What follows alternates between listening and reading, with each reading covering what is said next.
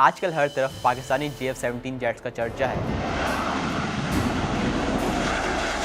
Saudi अरब से लेकर Libya तक, सूडान से लेकर इंडोनेशिया तक और अज़रबैजान से लेकर बांग्लादेश तक सब JF-17 फाइटर जेट्स को खरीदना चाहते हैं।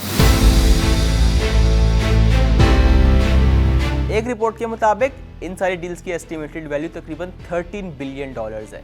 13 बिलियन पाकिस्तान के कॉन्टेक्स्ट में एक बहुत बड़ा नंबर है। आप अंदाजा कीजिए, इस वक्त पाकिस्तान के टोटल फॉरेन एक्सचेंज रिजर्व तकरीबन 21 बिलियन के हैं। यानी ये सारी डील्स हमारे फॉरेन एक्सचेंज रिजर्व्स का 82% बनती हैं। In terms of the deal value compared to the foreign exchange reserves we have at State Bank of Pakistan, that constitutes to about 82% of our foreign exchange reserves and about 3.7% of GDP.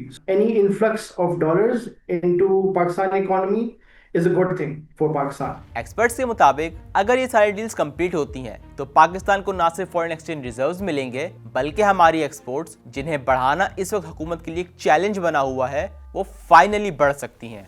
Fiscal year 2025 में पाकिस्तान की export सिर्फ 32.3 billion dollars थी और government का target है कि exports को 2029 तक 60 बिलियन डॉलर्स पर लेकर जाना है। अगर पाकिस्तान JF-17 को सक्सेसफुली सेल कर पाता है तो ये 60 बिलियन डॉलर का टारगेट फाइनली मीट होता हुआ नजर आता है। We are talking about a 60 billion target by 2030 for our goods and services. So right now we're about 36 billion, so 23 billion.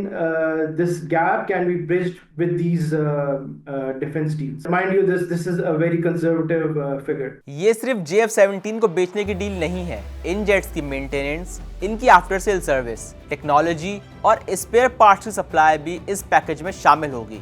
यानी इन डील से ना सिर्फ पाकिस्तान की डिफेंस इंडस्ट्री बेनिफिट करेगी बल्कि पाकिस्तान की टेक्नोलॉजी, IT कंपनीज और एवियोनिक्स मैन्युफैक्चरर्स को भी इसका फायदा होगा। Deals have a lot of components involved in this. There are hundreds of components from avionics systems to radars to landing gear, hydraulics, composition of composites of airframe.